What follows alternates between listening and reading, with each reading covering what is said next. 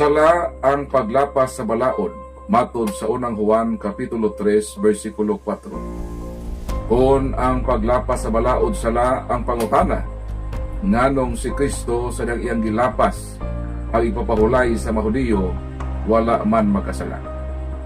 Ang tubag, Juan Kapitulo 5, 17. Mao kini ang giingon sa atong Ginoo.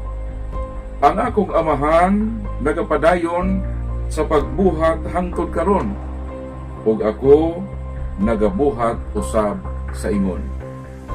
Di ay sa gituuhan nga ipapahulay sa Mahudiyo ang Diyos nga amahan og si Kristo. Wala di ay na mahulay, kundili sila padayon nga nagbuhat. So dili di ay adlaw sa pahulay sa matuod nga Dios ang ipapahulay sa Mahudiyo, kundili adlaw sa ilang pagbuhat.